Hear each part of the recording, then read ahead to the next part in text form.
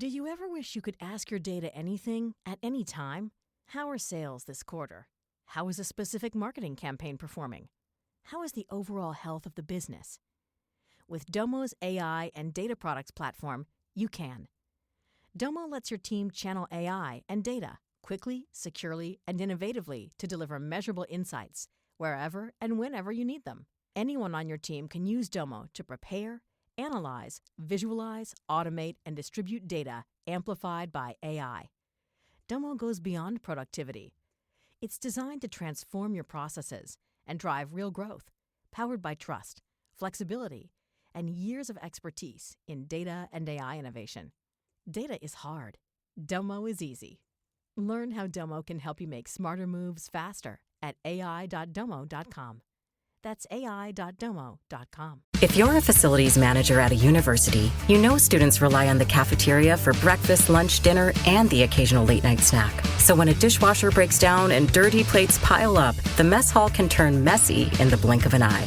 Enter Grainger. With over 1 million industrial-grade products and fast delivery, the product you need now is never far away. So you can turn that dishwasher back into a lean, clean washing machine. Call, click Grainger.com, or just stop by. Grainger, for the ones who get it done. Would you hand me that, please? Thank you. Now, let's see. Survey, survive, Susanna, suspect. Here we are. Suspense, meaning held in doubt, expressing doubt, the state of being uncertain, undecided, or insecure, state of anxious expectation or waiting for information, such as to keep one in suspense, therefore delay acquainting him with what he is eager to know. Suspense.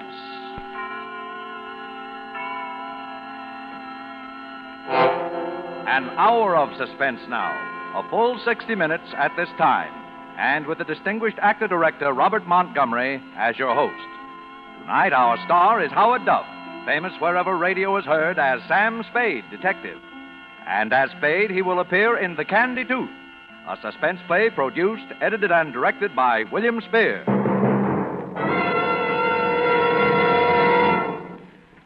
This is Robert Montgomery.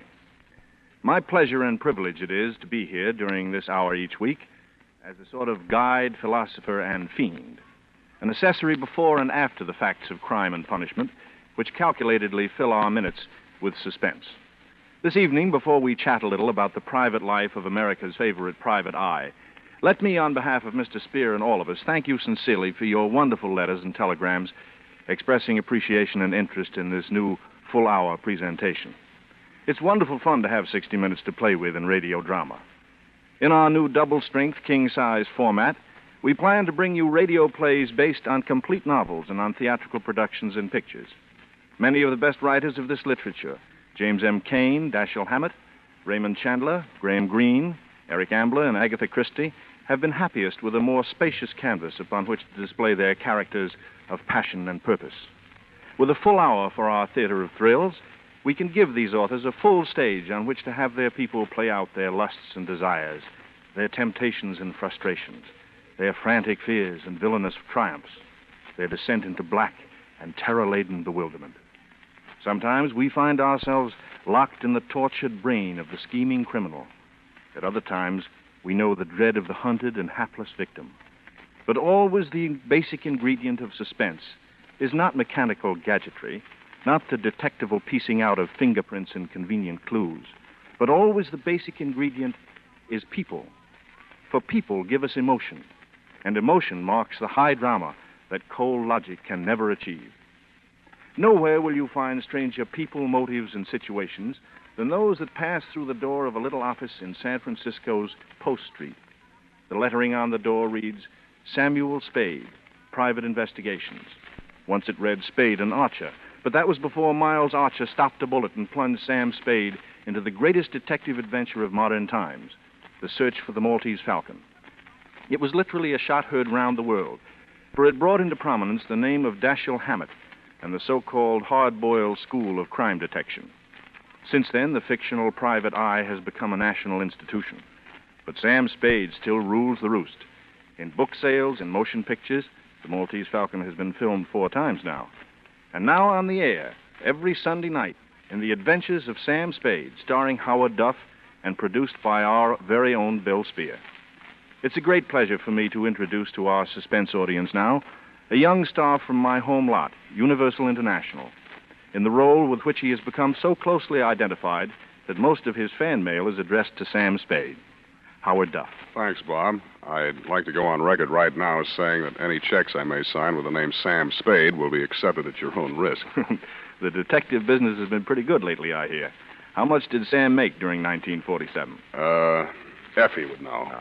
But no matter how much it was, it won't change Sam. He'll still do business at the same old stand in a rickety office building on Post Street where the elevator seldom ever works and the janitor never ever works. As a matter of fact, I got into my Philip Marlowe pants this morning and did little Spade work on Spade myself.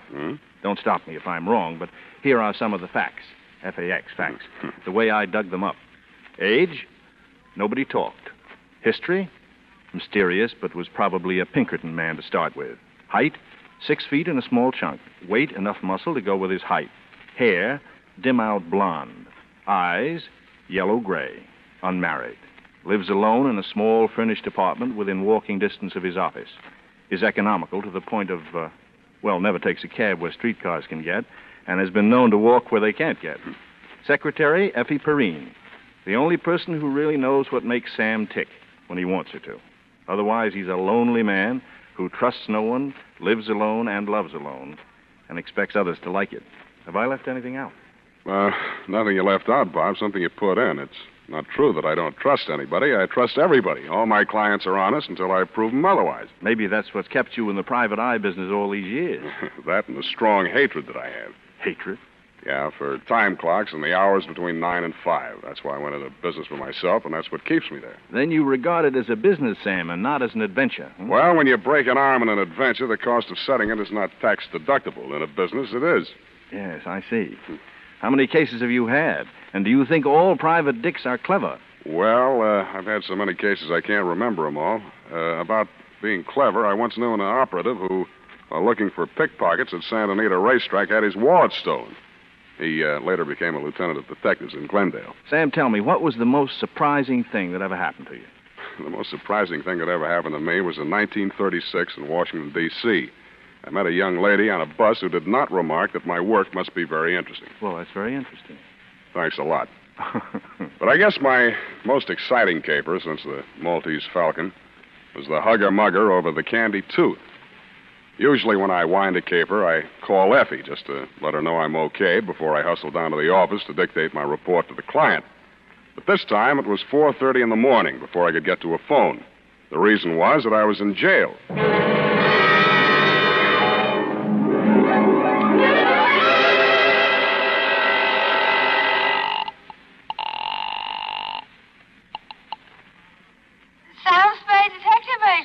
Wake up, Angel. You're home in bed, not at the office. Huh? Sam, is that you, Sam? Mm-hmm. What time is it? 4:30 in the morning. Are you up already? Effie, pull yourself together. Get dressed. Hustle down to the city jail. Oh, Sam, what happened? Well, that's what I got to get on the record now while I'm still alive to do it. Grab a taxi and hustle on down. Bring a book, pencils, the encyclopedia that has the letter K in it, and any old $20,000 you got laying around. Sam, where am I going to get pencils at this hour?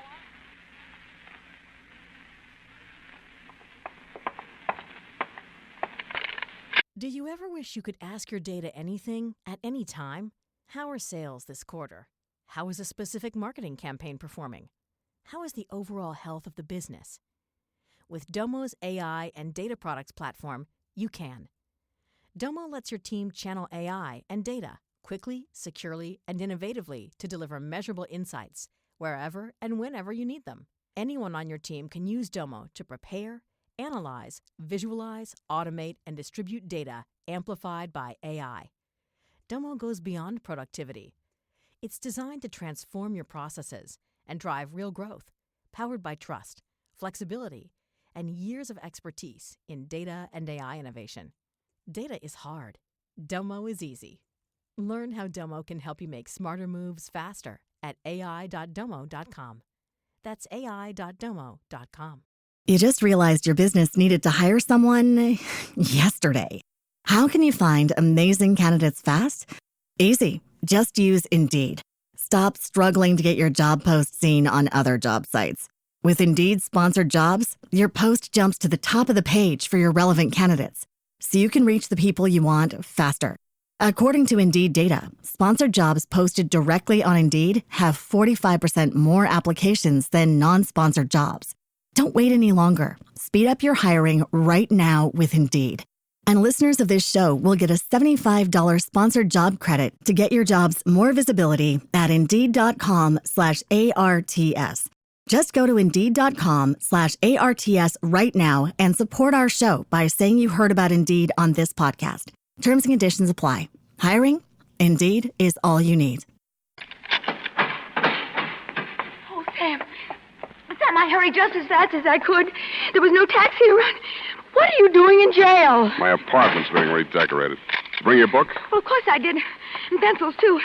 But you're here on a murder charge, Sam. Whatever could have happened Take it down, to you? Effie. But, Sam, what did The you do? San Francisco Homicide Bureau. Attention, Detective Lieutenant Dundee. Date, fill it in. I will. From Samuel Spade, license number 1375596. Subject, the Kandy Tooth Caper. Dear Dundee, I don't know all the answers, not yet. What I do know is going down on paper while I'm still alive to get it there. Oh, Sam. The scenario runs something like this. This morning, a telegram came to my office. It was addressed to Samuel Spade, Esquire, and it was signed Casper Gutman. Gutman, the fat man.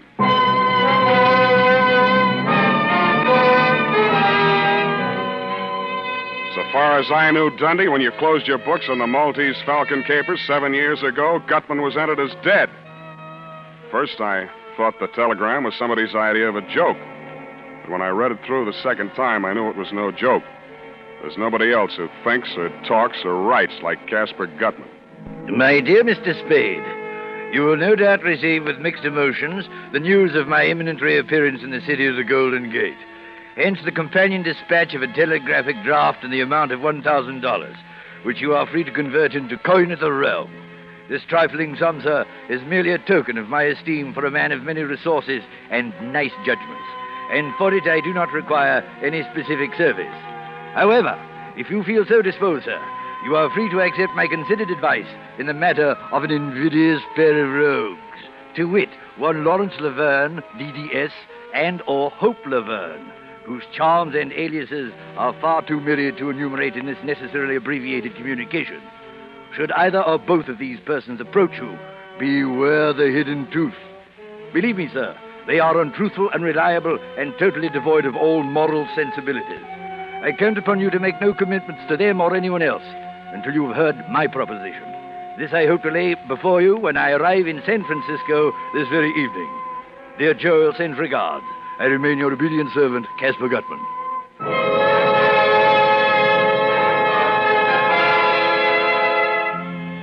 Casper Gutman, the fat man. I know, Dundee, you figured I didn't get hurt much the last time I tangled with Gutman over the Maltese Falcon. But that's because you didn't know Bridget O'Shaughnessy as well as I did. As well or as warmly. Well, I figured if Gutman was still in the land of the living, let him come.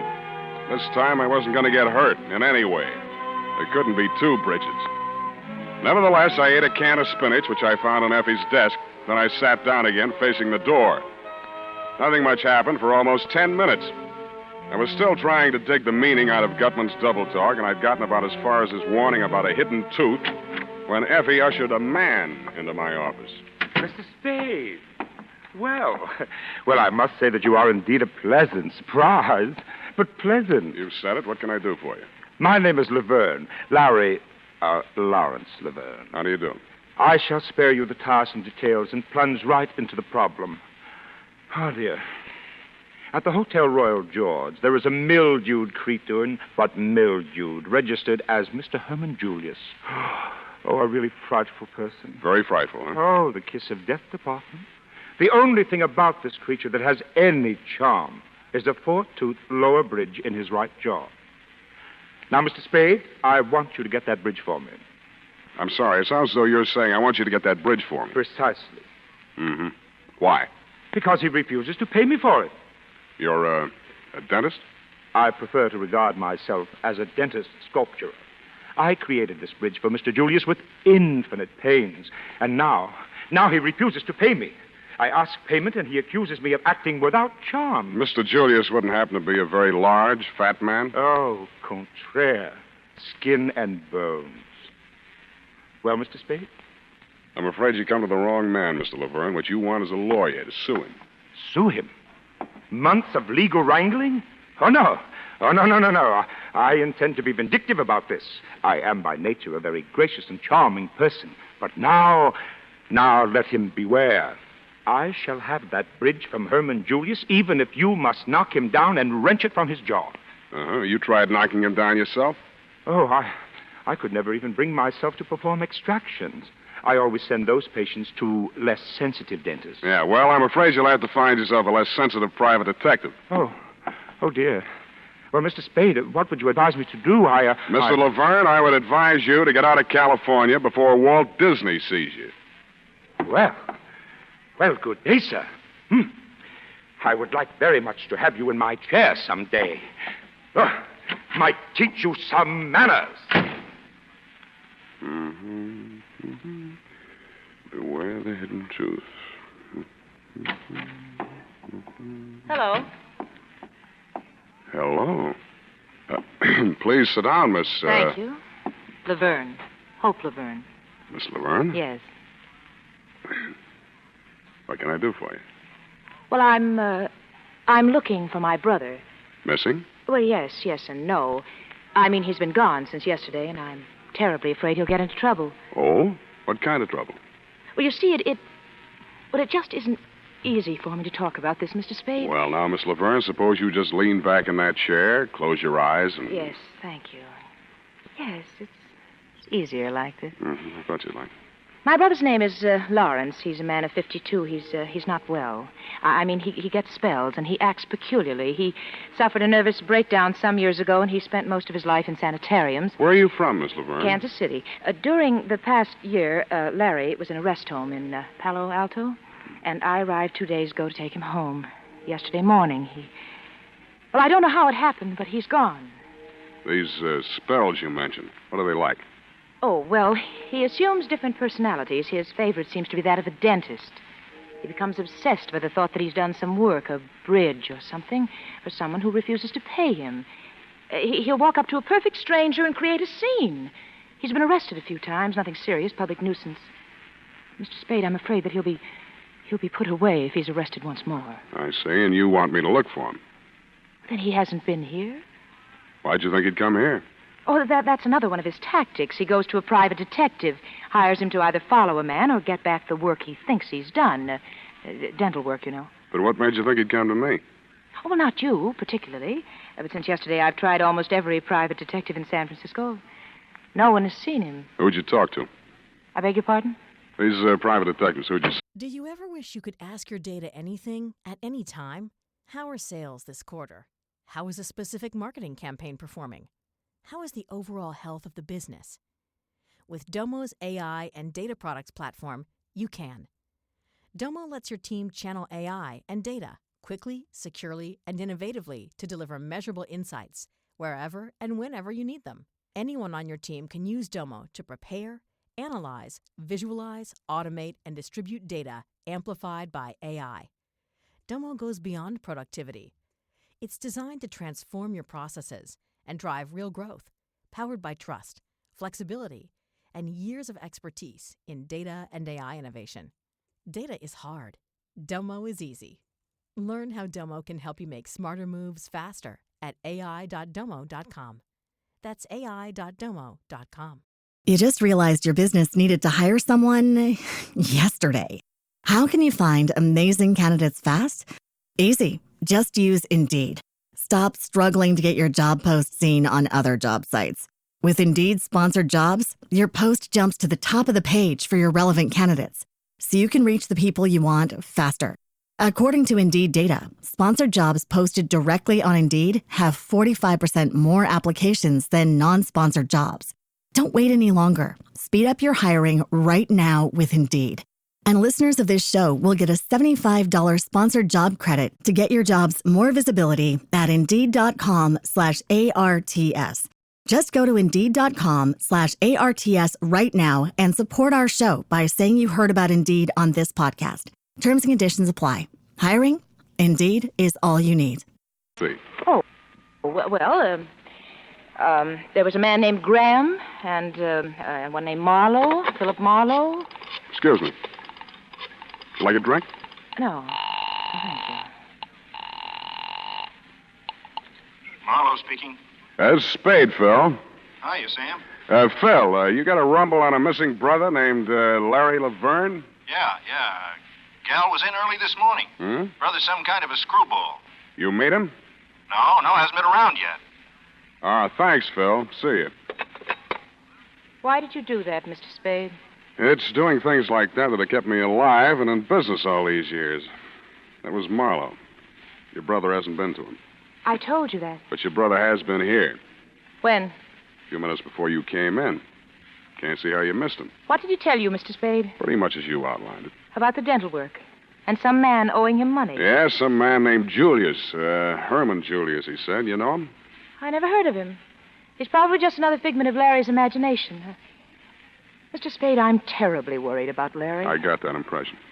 Will you try to find him for me? Can you give me any idea where I might start looking? Well, I think I know how Larry's mind works when he's in the midst of one of these spells, and if you find this Mr. Julius, you'll probably find Larry close by. So you want me to find Mr. Julius first? Oh, well, I only thought it would be simpler checking on this Mr. Julius' movements than on Larry's unpredictable whims, you see. Don't you think that makes good sense, Mr. Spade?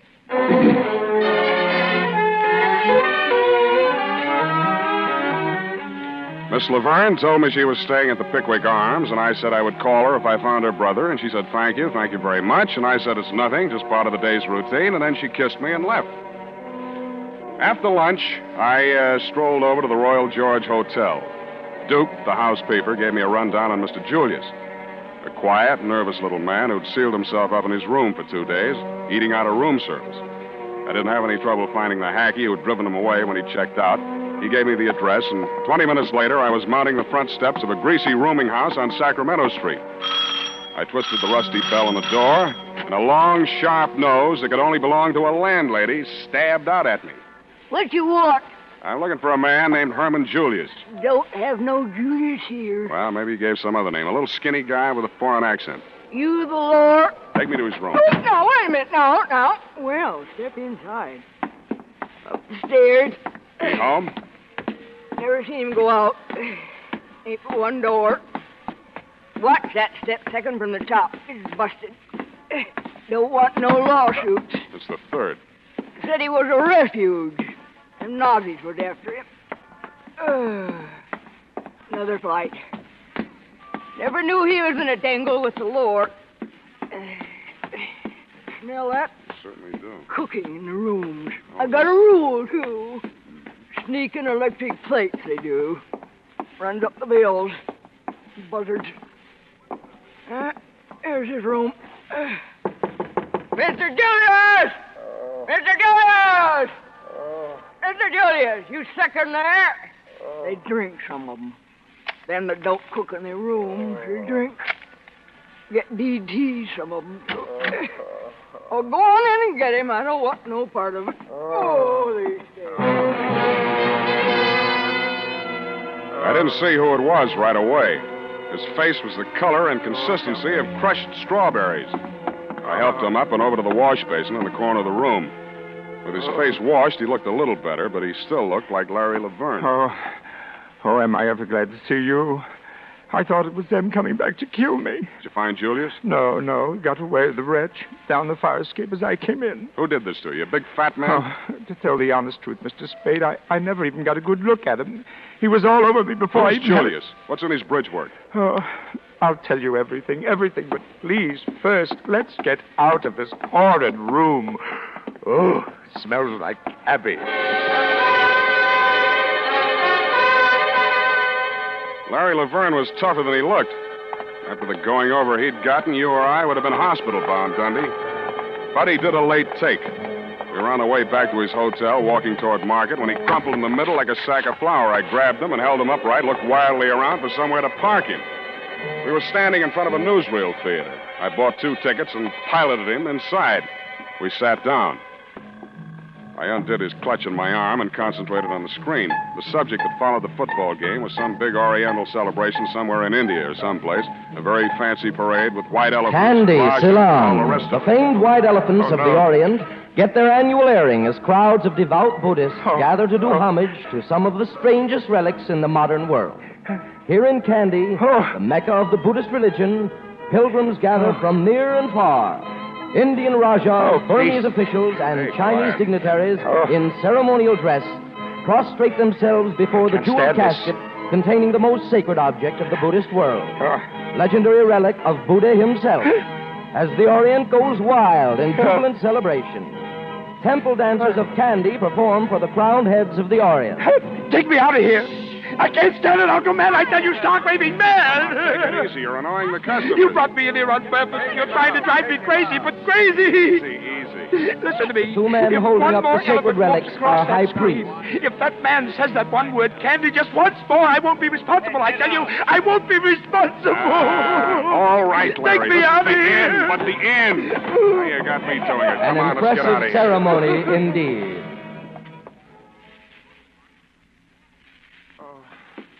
I promise you, Mr. Spade, all I need is just one night's sleep and I'll be a new man. Yeah. Why, I haven't even dared to take 40 winks since I arrived in this town for fear those monsters might murder me in my bed. Yeah, I know. It's tough. Sit down. So this is your apartment? That's what I laughingly call it. Living room, bedroom, icebox. Here, have a drink. Me too. Oh, thanks. Oh, did I ever need that? Help yourself to the bottle. I don't touch alcohol as a rule, but after what I've been through... Well, now, drink all you like. You deserve it. Oh, thank you. Well, I hardly know where to begin. It's all so strange. And there I was in Lisbon, Mr. Spade, the only English-speaking dentist worthy of the name in the entire diplomatic colony. Well, you must have read in the papers about Dom Constantino's tomb being violated. It was the scandal of the season. Oh, it's all so horrible, Mr. Spade. I just can't talk about it. Here. Try a little more of this. Settles the nerves. Oh, I just don't know how I can ever thank you. Ever since I hit this berg, I've been feeling like the forgotten... Pardon, man. Yeah, you were saying something about a tomb being broken into. In Portugal, this was? Yes. Well, you know, the draft board just took one look at me and... I know what you mean. So I just stayed on in Lisbon and... Well, you know how people gossip, having patients of all nationalities and all that, you know? Yeah, I get it. Between the Nazis and the Allies, you were quite a social line. Oh, now, wait a minute. Don't get the idea I was a spy. Oh, no. But sometimes people had things that could be hidden in a hollow tooth, and like that, bridge work, you know? I think I told you I'm not so much a dentist as a dental artist. Mm-hmm. Well, that fat Mr. Gutman brought me this tooth, you see. Gutman? Yes, Mr. G and that Joel Cairo person that was with him. Well, they brought me this tooth. Oh, a horrid yellow old thing, practically a fang. They wanted to put in Mr. Julius' bridge. Paid me £1,000, can you imagine? Then when I learned what they had done, well, it made me positively ill. This practically sacred old tomb in the cathedral, they'd broken in and literally torn out a piece of his jawbone. Whose? Why, Dom Constantino's. And who's Dom Constantino? Oh, the Portuguese viceroy. It didn't hurt him any. He's been dead 500 years if he's dead a day. Oh, dear. I'm as tight as a tick. This liquor is getting to me.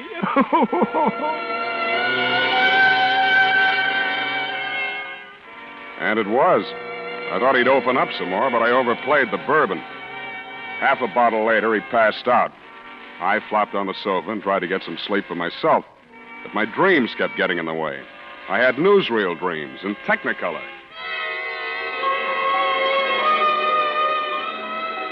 I dreamed that a white elephant with a face like Casper Gutman was leading a parade down Market Street. The howdah that was strapped to his back looked like a dentist chair.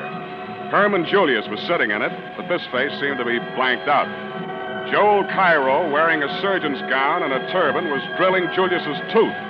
The crowds were throwing diamonds and rubies from the peanut bags they were carrying, and Gutman vacuumed them up with his trunk. That was when the bells started ringing in the Buddhist temple that had been built on top of the Mark Hopkins.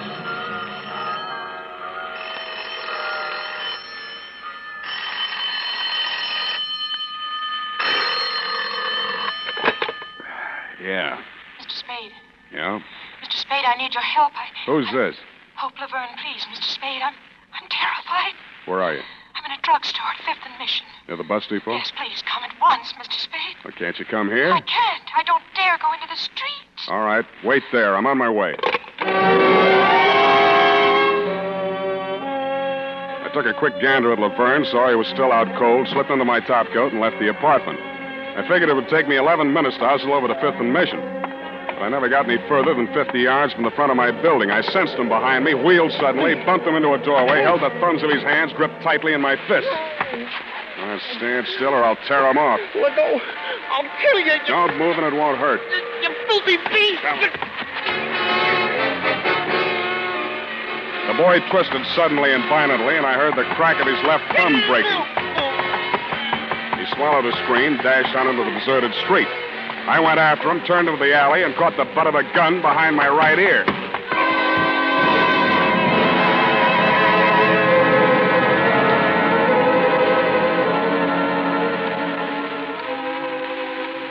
I don't know how long I was out, but I do know I came to at least 3 hours too soon.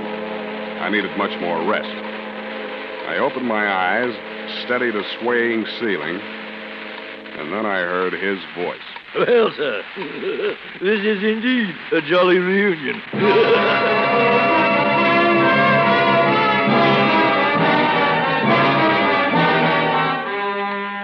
It couldn't be, but it was. Casper Gutman, the fat man of the Maltese Falcon caper. Looking at the unholy trio there in the room, Joel Cairo, the little Levantine, still as oily and smiling as ever and still fragrant. Marvin, a sullen, white-faced, hollow-eyed youth as near Wilmer's double as anyone will ever see. And Gutman, spruce as ever in his black cutaway coat, black vest, and gray-striped trousers. You'd have thought nothing had happened since then. Not even the war. The grayness at Cairo's temples only made his baby face look more babyish. And about Gutman, nothing was different except his watch chain. A curious jewel-encrusted ornament dangled from it, shaped like a claw. You seem surprised to see me, sir. And no wonder. It's always disconcerting to encounter a ghost, especially such a substantial ghost. A lot of water has gone under the bridge since last we met, eh? Under the bridge? Yes, which brings us to the subject at hand, the bridge. My head aches. What about the bridge? First, we'll talk of it. After all, this is quite an occasion, sir. Reunion of old friends, eh, Mr. Spade? Yeah. Tell me, did you ever find the Falcon? If you'll excuse the expression. Your eyes are resting on all that remains of that fabulous bird, sir. Yes, that trinket on his watch chain. All that remains of the Maltese Falcon. Well, mark you, sir, what part of it survived. The claw. You believe in omen? Right now, I'm ready to believe almost anything. Indeed, sir. Well, no need for dissembling. We're old and wise, I trust, in the days of the Falcon. Suffice it to say, the unsavory and bloated object which the police dredged up from San Francisco Bay and identified as myself was some other poor soul. Wilmer, I am happy to say, remembered the debt of gratitude he owed me, and at the last moment agreed to be a party to the very necessary little deception. That is, since they had him cold, as you detectives say, for the other killings, he might as well confess to murdering me. He did so in exchange for my agreement to take care of his family in a financial way. An investment, by the way, which has paid rich dividends. How's that? Oh, indeed. Oh, well, thanks to it, I now have Marvin, Wilmer's younger brother. I thought I noticed a family resemblance. Shut up! Oh, yes, poor Wilmer. He was like a son to me, like a son. Well, it didn't stop you from making him a patsy. I detest killing Mr. Spade. I cautioned Wilmer time and again. He was so headstrong. A mere boy. You'd better caution this punk or he won't last to take any raps for you. I'll break his head. Now, Marvin. That dirty shamus lays another hand on me. I'll kill him. No, Marvin. You'll take Marvin in the other room. Explain to him that Mr. Spade and I are very old friends. Casper knows best, Marvin. Come with and now, no nonsense, you two now. Someday I'll kill him. Marvin, Casper will be angry. Oh, dear. Hot-headed. Runs in that family. Yeah. Well, let's have it, Gutman. What are you after this time? My dear boy, you misjudged me. It's true I had Marvin check up on you, but only because of your association with Miss Laverne. No matter now. I'm weary of the chase. All the way from Kandy, What did the girl tell you? She asked me to find her brother, a dentist named Laverne. You believed her story? No. Most unscrupulous woman. No veracity, no regard for truth whatsoever. You just realized your business needed to hire someone yesterday. How can you find amazing candidates fast? Easy. Just use Indeed. Stop struggling to get your job post seen on other job sites. With Indeed sponsored jobs, your post jumps to the top of the page for your relevant candidates, so you can reach the people you want faster. According to Indeed data, sponsored jobs posted directly on Indeed have 45% more applications than non-sponsored jobs. Don't wait any longer. Speed up your hiring right now with Indeed. And listeners of this show will get a $75 sponsored job credit to get your jobs more visibility at Indeed.com/ARTS. Just go to Indeed.com/ARTS right now and support our show by saying you heard about Indeed on this podcast. Terms and conditions apply. Hiring? Indeed is all you need. A true motive?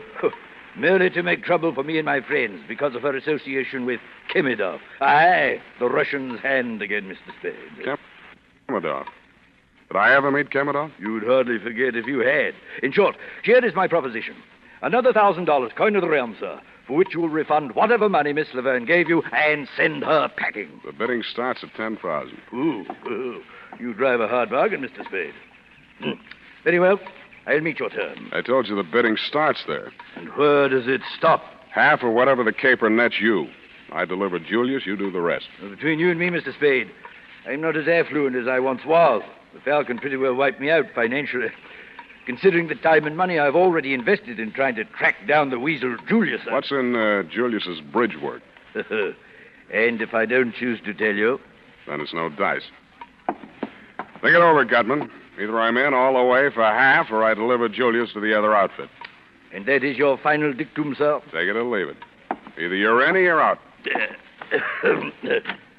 Good night, Mr. Spade. I trust you will call me on the telephone when you reach your diggings and tell me that you've changed your mind. No hard feelings. The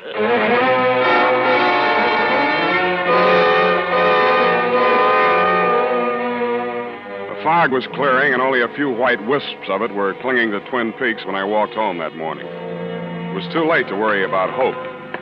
Or did she phone for Gutman to decoy me out so that I started walking faster? As I climbed the stairs to my apartment, I heard a door open on the landing, and the slot of light that stabbed out from it showed me it was my door.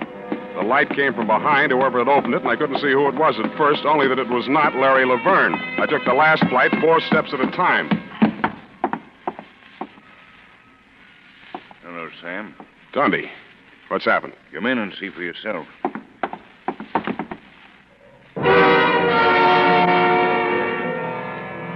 What I saw for myself, I wish somebody else had seen for me. Hysterical Larry was lying on his back on my bedroom floor. His eyes were wide open, and he had a crooked grin on his face. A very crooked grin. Whoever had killed him had wrenched his jaw out of place. I'm not saying you killed him, Sam. I'm only asking you who did. Don't be a child, Dundee. Why was he killed? No statement. What was he doing here? Who is he? The name he gave was Laverne. I let him flop here because he was afraid to go home. Afraid of who? A man named Casper Gutman. What? Yeah, Gutman. Quit stalling, Sam. Gutman's dead and you know it. You bury him, Dundee? Well, I believe you mean it. Where Gutman's concerned, it doesn't pay to kid around. What's he after now? The bridge work out of a man's mouth. The man's name is Julius.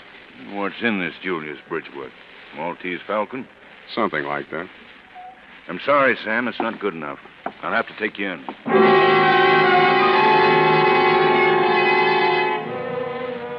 So you took me and you booked me. Bail was set at $20,000. You saw to that. You figure there's only one operator who'd put up that kind of money to spring me, and that's Casper Gutman. I hope you're right. Period. And the first part, at least, of Sob Story. But, Sam, what is in Herman Julius's bridge work? Laverne told me it was a tooth Gutman stole out of a skeleton in an old Portuguese catacomb. What's so valuable about that? I don't know. Could be a jewel inside of it? No, it's not Gutman's kind of game. Besides, the thing that made poor Laverne blow his top in that newsreel theater was something more like an elephant tusk. Oh. Where's that encyclopedia? Did you bring it? Oh, yes, I did, Sam. Yes, I did. Wasn't I smart? Look it up. Look what up? Candy with a K. Oh. K, car, can. Oh, here it is. Kandy. Hey, no funny. City. Capital of Central Province of Ceylon, located near the center of the island north. Spare me the geography. Well, the railroad from Colombo. Noted for its waterfalls and stuff. The city surrounds an artificial lake and is sacred to Buddhists for its temple of Maligawa, which enshrines the tooth of Buddha brought, according to legend... What? Let me see that. Don't grab. Let me see, it's sacred to Buddhists for its temple of Maligawa, which enshrines it. Effie. What's the matter, Sam? The tooth of Buddha. Sam, you don't think that's what's in Herman Julius's bridge work? If it was, Gutman would be after him. But how did he get to Portugal? If it did, Gutman's the man that could track it down. Sam, you sure of that? No, Angel. No. The only thing I am sure of is this. When the Maltese falcon laid an egg, it hatched a flock of vultures, and they're all circling right around my head. Well, cheer up, Sam. You won't be in jail long. I'll bring you a cake with a file in it. Angel. No, devil's food.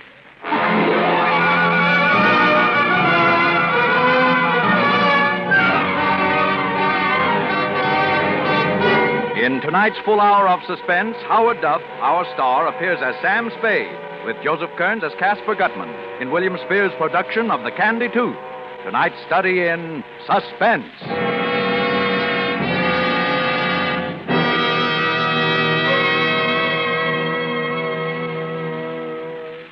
In just a moment, we will return with the second half of The Candy Tooth. This is CBS, the Columbia Broadcasting System. And now, back to our Hollywood soundstage and Robert Montgomery. At the point at which we interrupted Sam Spade's narrative just now, things were at a pretty pass. A pretty pass indeed. A pretty pass. Sam wound up with the body of the dentist, Larry Laverne, in his apartment. The girl, Hope, waiting for him in the bus station. Caspar Gutman, the fat man, waiting for an answer to his ultimatum that Spade produce the tooth or else. Me in city prison under $20,000 bail, and the fabulous Candy Tooth still chumping on 2-bit hamburgers and the bridge work of a very elusive man named Herman Julius. Yes. And? Well, after I dictated my report to Effie on what had happened until then, she left, and I laid down to think. Lieutenant Dundee and I had agreed that I should spend the night in the pokey. He figured that the 20G bail would draw only one man to put up that much moolah to spring me, Caspar Gutman. Along about 9 in the a.m., the turnkey unlocked the door of my cell. I followed him out to the desk. The $20,000 were there, but no sign of benefactor, benefactress, or Samaritan of any type. The bond was in my name. I signed my release and walked out. Across the street was parked a long black limousine with the curtains drawn. I started for it when a voice at my elbow checked me. Your Senor Spade. Si. I'm Don Constantino de Braganza. His I who have put up the $20,000. Is that so? Well, thank you. Now, why? I desire a service. My card's in her. Don Constantino. Wait a minute. You seem to know the name, eh? Yeah. For a guy who's been dead 500 years, you don't look too bad. Oh, thank you. You are referring, of course, to my illustrious ancestor, Don Constantino, the first Portuguese viceroy of India, who indeed had been dead since the 16th century. It's on his behalf I speak to you now. What can I do for him? Restore the tooth which was wrenched from his skull by a pack of unspeakable ghouls who violated his tomb in Lisboa. You think they're in San Francisco? Let us not be naive, senor. The contemptible little dentist Laverne was killed in your apartment. Therefore, you must know the whereabouts of the other ghouls. I know so many ghouls, senor. You'll have to be more specific. I refer to a fat pig named C. Gutman and an odorous little camel named J. Cairo, and most especially to a woman of the female sex by name H. Laverne. You want them or the tooth? Both. Not one without the other. No, it'll take a little time. They haven't got the tooth. You know where it is? In the bridge work of a man named Julius. Oh. That then explains the dentist and the diabolical manner which they employed in smuggling the tooth out of Lisboa. Now, you go on home and you stay there until I call you, huh? Senor, I respect your judgment. Thank you. You will find me at the Hotel San Rafael, and for your retainer, you may consider the $20,000 bond as due. Wow. Adios, senor. Adios. Be careful crossing streets. Adios. Adios. Adios. Adios, Don Constantino. Adios. Yeah, adios. Adios. Adios, Dad. Spade. Sam, get in. You, got a hack license, Miss Laverne? Oh, please don't, Sam. I know this car's ridiculous, but I don't dare use taxis or be seen on the street. What did that man tell you? What happened last night when you called me from the bus station in such a panic? Why didn't you come? I went to see the fat man. You saw Gutman? Did he mention me? You didn't make that call last night to get me out of the apartment so that somebody could get in and kill Laverne. Oh, Sam. Then why did you call? Because I found Herman Julius, and I'm driving you there now. We didn't do any talking after that. She sat very close to me. There was plenty to talk about, but we didn't do any talking after that. I was vaguely aware that we were driving across to Oakland, and a few minutes later we pulled up in front of an apartment building. We took the elevator up to the 9th floor. This is it, Sam. 9B.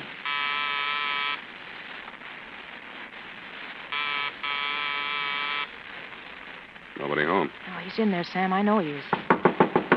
Mr. Julius. Mr. Julius. Go away. There's no Julius here. Oh, that's his voice. Mr. Julius, I've got to talk to you. It's very important. If you don't open the door, I'll have to... I'll kill myself. I'll kill myself. He will, Sam. He will. You've got to stop him. Go away. Julius!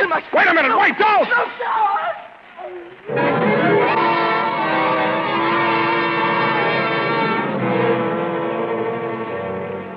It was the 9th floor he started from.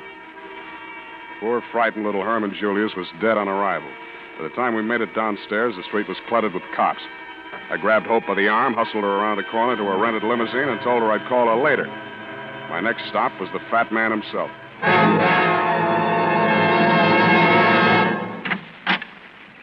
Well, sir, so you reconsidered. You found Julius. I know where he is. And your terms, sir. What are your terms? 100,000, cash on the line. Oh, out of the question, Mr. Spade. No cash, no tooth. You found another buyer? Yeah. A man named Constantino de Braganza says the tooth belongs in the head of his ancestor by a previous marriage. Oh, acquaintances are very droll. And what else did he say to you? That he'd double any bid that you made on the tooth. My dear fellow, have you any inkling, any remote idea of the value of that tooth? No? Well, I'll tell you, sir. But let me warn you, if I tell you, and you do not then produce the tooth... Yeah, let's get on with it, Gutman. Yes. Sit down, sir. How much do you know of the 16th century history of the Orient? Well, enough to fill that tooth with. Capital joke, sir. I shall give you a little more. Enough, say, to fill an elephant tusk. I'm listening. Well, sir, when the Portuguese invaded India in the 16th century and established the city of Goa, there were three main empires in the Orient, namely China, India, and Burma. And the rulers of all three empires sought to rule the world. Now, legend had it that in order to become lord of the world, a monarch had first to be the possessor of 7 gems. That's gems spelled with a J, sir. Yes, gems. This is no fantasy, I'm telling you, Mr. Spade. This is actual history. 7 gems. And what were those 7 gems? You tell me. The first 6 do not concern us, Mr. Spade. A golden wheel, a white elephant, all easy to come by for an Oriental monarch. But the 7th, Mr. Spade, the 7th. What was that, the tooth? The tooth, Mr. Spade, the tooth. The sacred tooth of the great Lord Buddha himself. That remained in the temple of Maligawa at Kandy, on the island of Ceylon. Now, many kings sent armies to capture it, but all were defeated by the fierce Brahmins who stood guard at the temple gates. And so, we come to the year 1552. It's about time. Now, in that year, the Portuguese viceroy, Dom Constantino de Braganza, landed near Jaffna with a force of 1,220 men and defeated the king's legions in a savage battle. He returned to Goa with his victorious army and the tooth, which he retained as his personal prize. It was not long before the Burmese king, Bainaum by name, sent an emissary to Dom Constantino, offering the modern equivalent of £1 million sterling as ransom for the tooth. How'd it get to Portugal? Oh, hear me out, sir. Hear me out. All right. Well, before the transaction could be consummated, the Portuguese archbishop called on Dom Constantino and, in the name of the Inquisition, demanded the tooth. After some delay, Dom Constantino, under threat of torture, delivered a tooth into the archbishop's hand, and that tooth was publicly destroyed, the archbishop grinding it into powder with mortar and pestle and scattering the residue upon a fire, that the tooth might be utterly consumed. Shortly after this, Dom Constantino's personal physician, after drawing the tooth, now mind you, a tooth, from the Viceroy's head, died under very mysterious circumstances. We may safely infer that the substitute tooth which he drove into the Viceroy's jawbone, after the primitive fashions of dentistry in those days, was the Kandy tooth, put there for safekeeping until Dom Constantino could resume negotiations with my renowned emissary. But before that could be accomplished, Dom Constantino was stricken with the plague, carried aboard ship, and home to Portugal, where he died. He was entombed with the Kandy tooth still in his head. Now, the manuscript which fell into the possession of the Russian Kemidov and later into mine, but I shall not go into unnecessary detail. Of course not. Was Dom Constantino's deathbed confession, proving beyond the shadow of a doubt that the real Kandy tooth had reposed for more than 4 centuries, not in the great temple at Kandy in Ceylon, but in a Portuguese tomb. Yeah, well, I think I can take it from there. You still haven't told me what my percentage is. Well, my dear boy, if your percentage were 1/10 of 1%... You just realized your business needed to hire someone yesterday. How can you find amazing candidates fast? Easy. Just use Indeed. Stop struggling to get your job post seen on other job sites. With Indeed sponsored jobs, your post jumps to the top of the page for your relevant candidates, so you can reach the people you want faster. According to Indeed data, sponsored jobs posted directly on Indeed have 45% more applications than non-sponsored jobs. Don't wait any longer. Speed up your hiring right now with Indeed. And listeners of this show will get a $75 sponsored job credit to get your jobs more visibility at Indeed.com/ARTS. Just go to Indeed.com/ARTS right now and support our show by saying you heard about Indeed on this podcast. Terms and conditions apply. Hiring? Indeed is all you need. What can be realized on that tooth, you could retire to a life of sloth and luxury for the rest of your days. For the restoration of the true relic, there is no limit to what the Buddhist world could and would pay. Gifts and tribute paid to one temple alone exceed $11 million a year. Now, my boy, you begin to comprehend something of its value? I'll still settle for cash. Very well, then. $10,000. It's a deal. You understand, Mr. Spade. Now that you have my secret, the affair must be gotten over quickly, for good and all. If it is not, believe me, this time I shall not bargain with you for my life. You shall bargain with me for yours.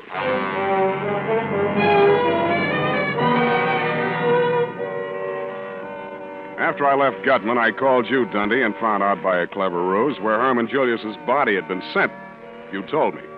Then I hustled on over to the mortuary. As I walked in, a hushed young man wearing a hushed cutaway and a hushed expression greeted me. Good evening, sir. I'm Converse Etheridge. Can I be of service? Thank you. I've come to pay my last respects to an old friend. Can I be alone with him for a few minutes? His name? Julius.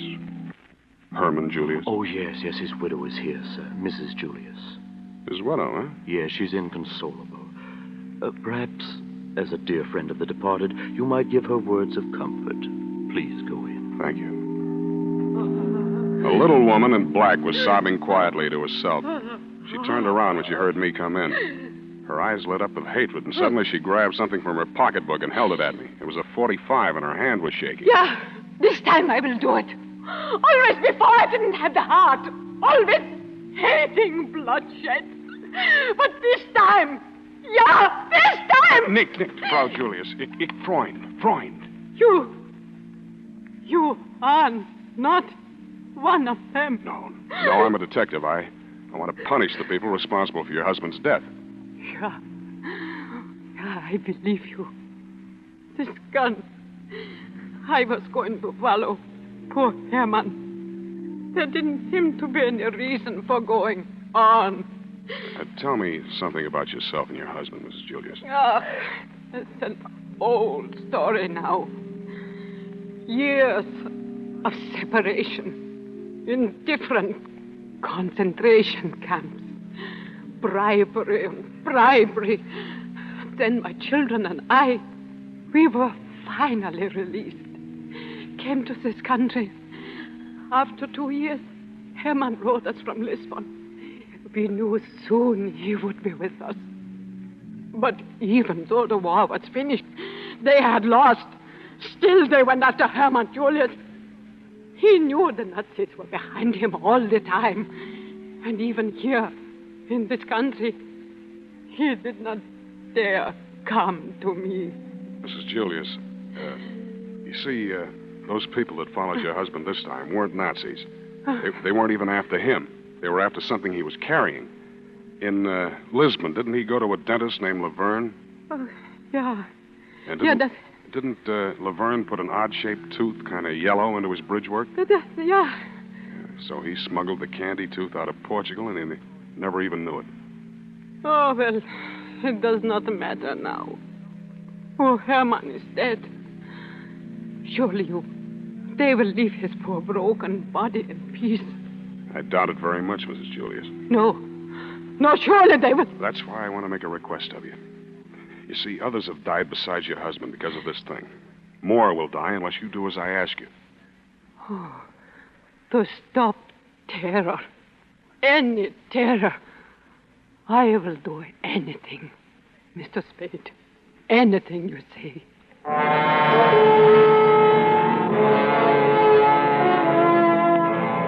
I told her what I wanted done, and she agreed to do it. Then I started on my part of it. I called Gutman at the St. Mark and told him 11 at my apartment. Then I called Dom Constantino at the San Rafael. Hope and I got there around 10:30. Go on in, Angel. Well, this is where you live, Sam? Where I sleep. Must be lonely for you. Sorry, no vacancy. Sam, listen. There's so much I want to tell you about myself. I'm listening. Well, listen. Just before the war started, I was engaged to marry a man named Kemidov in London. The Russian, yeah. Gutman mentioned him. Something about an old manuscript? Yeah, Kemidov had stolen it. In India, it was very old, and Kemidov said that the information in it made it worth more than the Maltese Falcon. It was in Latin. Mm-hmm. How'd the fat man get this manuscript away from Kemidov? So you, double-crossed Kemidov and took the manuscript to Gutman. Sam, before they get here, I've got to tell you something. No matter what happens, I want you to know this. Sure, I know. Say it, Angel. Don't torture me, Sam. I'd like to hear it, Angel. Oh, Sam, I love you so much it feels like hate. It feels like I can't. Go on. Hate me, Angel.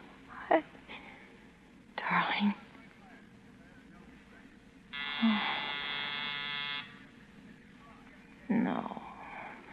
No, don't answer it, Sam.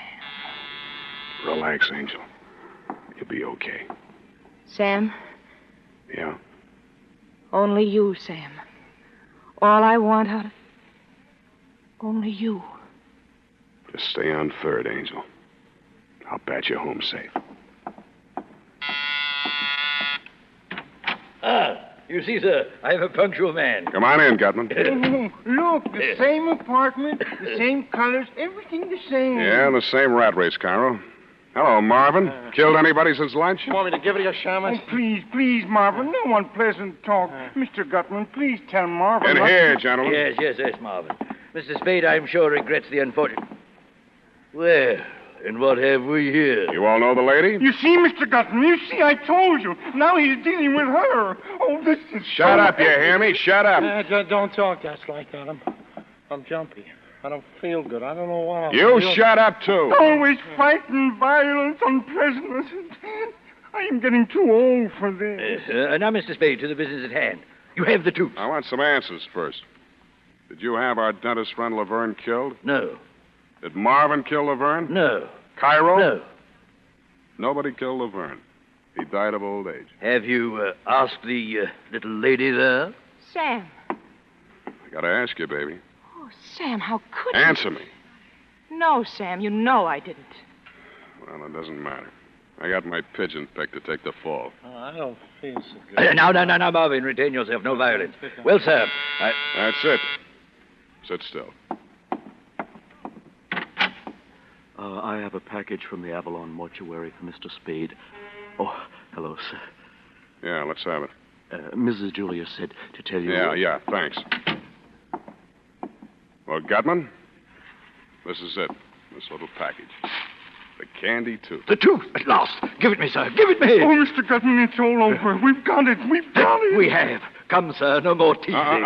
Put those fat lunch hooks down before I chop them off. I rather thought this wasn't all. What now, sir? I told you there was another bidder. There he is.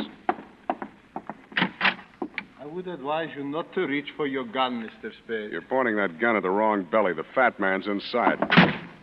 Mr. Gutman, Mr. Cairo, Dom Constantino de Braganza of Portugal. Portugal, indeed. It's the Russians. Kemidov. Do not be so formal, Hope, my darling. You may call me Sergei Ivanovich. All right, let's get off the Kopeck. We're all here. You see, Mr. Gutman. Spade, you are an unmitigated cad, sir. You knew all along this man was an imposter. That was the name he gave me. Well, what matter? There's enough for all. Watch yourself, Mujik. Mr. Spade, you'll please give me that package. Now, Marvin, now! They both had their guns into each other at once, practically. Kemidov fired first, but Marvin didn't fall. He spit out his chewing gum, then he squeezed the trigger of his .45. They both looked more surprised than anything else, but they were both very dead before they fell down. Marvin, dead. As dead as Kemidov. Oh, well, it was worth it. You know, of course, it was he who killed Laverne. I told you I had my pigeon picked for the fall. By gad, man, you are a winner. Poor Marvin. He looks so dead. You can have the package now. Oh, yes. The truth. He seized the package with his fat little fingers. They were trembling so he could hardly undo the strings. He tore the outer wrappings, exposed a small metal jar. He looked at me and wrenched the lid off it. Yes. He dumped the contents onto the table. The tooth, what is it? There's nothing here but ashes. Ashes, sir, ashes. That's it, Gutman. Ashes. The tooth is there, along with the rest of Herman Julius. He was cremated this afternoon. Cremated? The truth, it was cremated. No, it cannot be, no. But it is the truth. Oh, you idiot. Again you are the idiot. Why do I stay with him? Why? Well, come, Joe. Shall we stand here weeping and bemoaning a curious quirk of fate? Or shall we defy all fates? Were we not well underway to finding the Romanov scepter when this charming lady detoured us with her romantic notions? Come. What say you, Joel, eh? You mean we yes, go to... Yes, Joel, to Samak. Mr. Gutman, do not say it. He is listening. Yes, a wise precaution. Then we go, eh? Yes, Mr. Gutman, yes, we go. Adieu, Mr. Spade. Oh, sound. It's like the stage of the Old Vic at the final curtain of Hamlet. Alas, poor Marvin, I knew him well. Ah, well, many a slip twixt the cup and the tooth.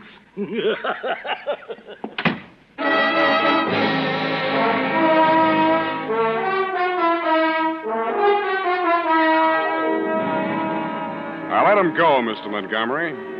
I knew there was nothing on them that Dundee's boys could make stick. I thought twice before I let Dundee take Hope Laverne, but we both agreed it was the smart thing to do. And what do you suppose Effie said when I said, period, and a report? Oh, Sam, for once you came out ahead. $20,000. Oh, just think of the things we can do. Pay all the bills, the year's rent on the office, have that awful old leather chair reupholstered, and new ribbon for my typewriter. Effie, about that typewriter ribbon. Well, maybe I can get along on this one for a while, but Sam, I do think we should get my mother's earrings out of Moishe's pawn shop. Effie, I know this is going to be a terrible blow to you, but... Sam, what did you do with the $20,000? I put it up for bail. Bail? Yeah. But that was the $20,000. And you're released so you get the money. It's very simple, Sam. You just go down and ask them for it. Effie, you see, you don't understand these things. Now, bail is a very complex legal technicality. You see, you put up a bond, and then you... Sam, how much was the bail for Hope Laverne? Yeah, that's what I mean, Angel. Oh, Sam, you're such a child. You'll never see her again. She was just using you. I'll take it, Effie. Hello? Angel. Hello, kitten.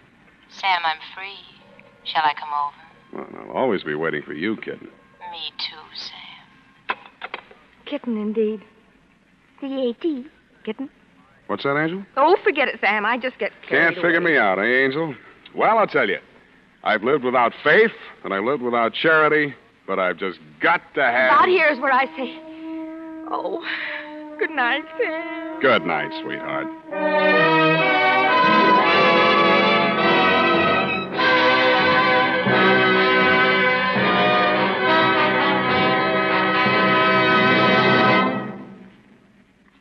This is Robert Montgomery. I'm sure our Suspense audience agrees with me when I say that whenever it is, it can't be too soon to have Sam Spade back with us again in a full-hour adventure on radio's outstanding theater of thrills. Incidentally, our producer, editor, director on these weekly full hours of Suspense, Bill Spear, joins hands with Dashiell Hammett to bring you the adventures of Sam Spade each Sunday night on this network. Thanks for the plug, Bob. I have a basket full of thanks to my friend Howard Sam Duff, the kind of actor a director lights candles for, and to wonderful Lorene Tuttle, who plays Effie each week, and to Joseph Kearns, who is the Casper Gutman of them all, and to all you other ornaments to your profession, Kathy Lewis, Wally Mayer, Jay Novello, Jeanette Nolan, Jack Edwards Jr., Sidney Miller, Hans Conried, and Bill Johnston. And, of course, as always, to our musical director and conductor, Lud Gluskin, and to the composer of our original scores, Lucien Morawek. And our special thanks to Bob Tolman and Jason James, who wrote The Candy Tooth, and who were voted by their fellow mystery writers of America the Edgar Allan Poe Award for Sam Spade, the best detective show on the air. And to the Wildroot Company, our gracious sponsor of SAME, for this courtesy and cooperation in making tonight's Spadery available. Now tell about next week, Bob. Next week, we will bring you another great American master of suspense, the author of The Postman Always Rings Twice and Double Indemnity, James M. Cain. It's a full hour of Mr. Cain's very wonderful novel, Love's Lovely Counterfeit.